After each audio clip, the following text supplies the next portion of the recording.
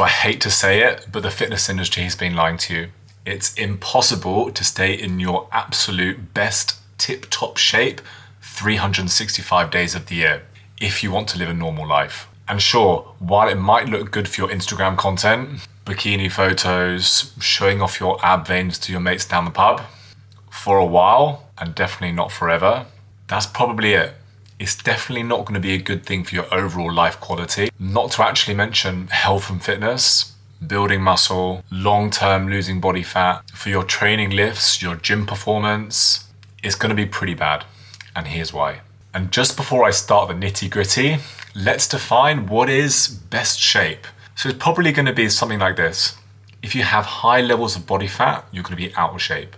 If you have low levels of body fat, you're probably going to be in shape. For the sake of this video, let's just keep it like this.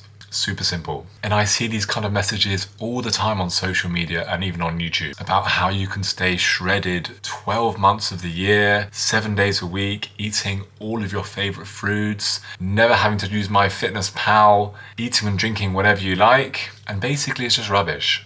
That's not realistic. And even if you could realistically do it, let's say hypothetically you could stay shredded whilst eating and drinking whatever you like, would you really want to?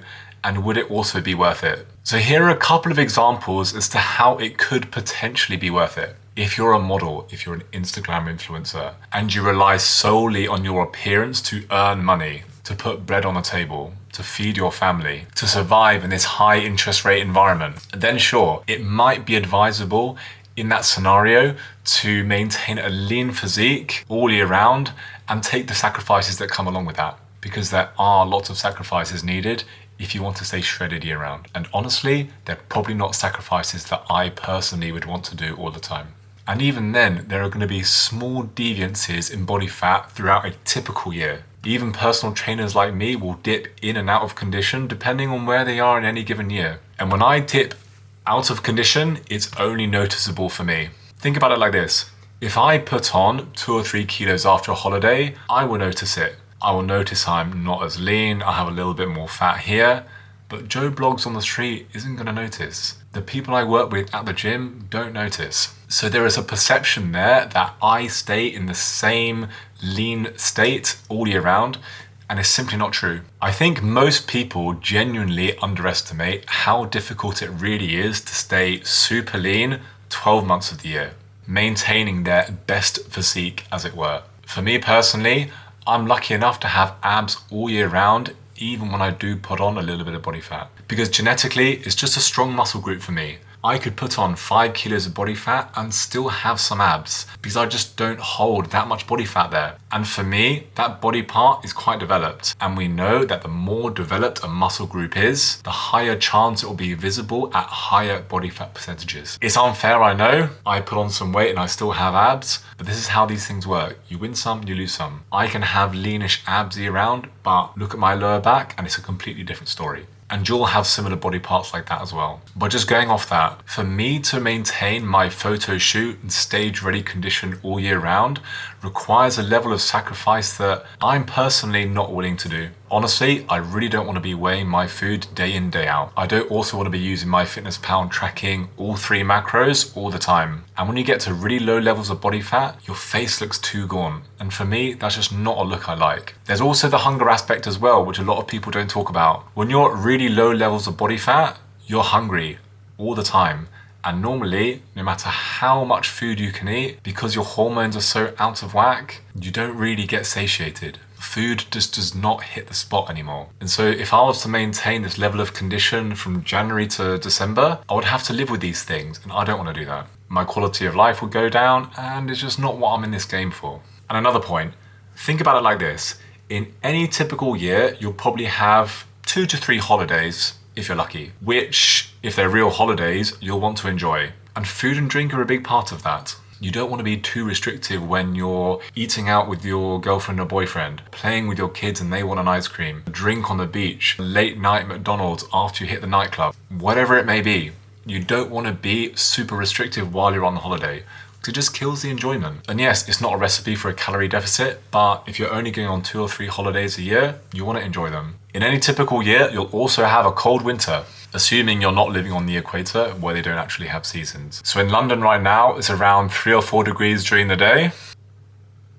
And around at night time, it's 0 or 1 degrees. So pretty chilly. So given these circumstances and the temperatures outside, is it advisable or a good idea to be super, super lean during a London winter? Probably not. When I head out to take my dog for a walk, I'm wearing 4 layers, sometimes even 5. No one is seeing me at the moment without my top off, apart from my dog obviously, but she really doesn't care how much body fat I have. And honestly, having a little bit of body fat keeps the cold out. Take someone who has lots of body fat versus someone who has not that much body fat. If it's cold, the person with lots of body fat is going to be insulated, they're going to be warm. The person who's really skinny, doesn't have a lot of body fat, they're going to feel the cold a lot more.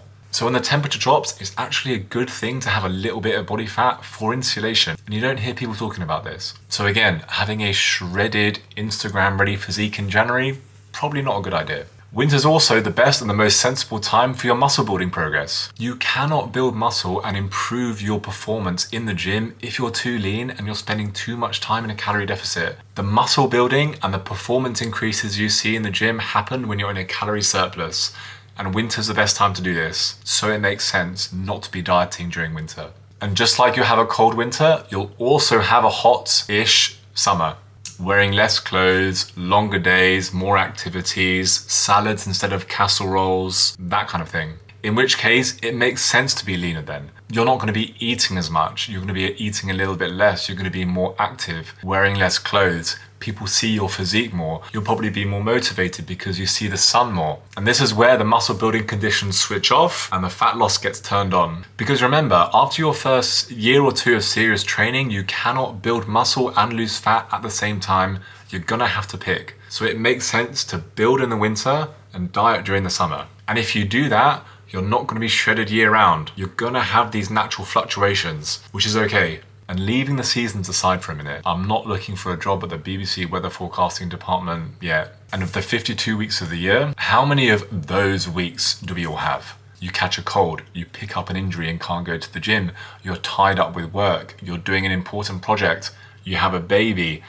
someone close to you dies, a family member's in hospital. These things all happen. And you can't necessarily predict them all the time. Last week, I was so badly jet lagged, I had to cancel the gym one day. And that's so unlike me. I didn't even think I would need to do it, but it was 5 a.m. I'd been up all night being ill, so I had no choice. And yes, it's probably a drop in the ocean for me because I rarely skip gym training sessions. But if it happens to me, an experienced, seasoned personal trainer, it's gonna happen to you guys too. I had every intention to go to the gym that day and get my training sessions in, but you know what? Sometimes life happens and you just have to take it. So if I can't stay in shape from January the 1st to December the 31st, then you probably won't be able to, and that's okay. Because if you actually want to do things relatively optimally, this isn't the path to go down. So ignore the people on Instagram, build a little bit during the winter, diet down a little bit over the summer, enjoy your life, enjoy your holidays, and just roll with it. I hope that helps.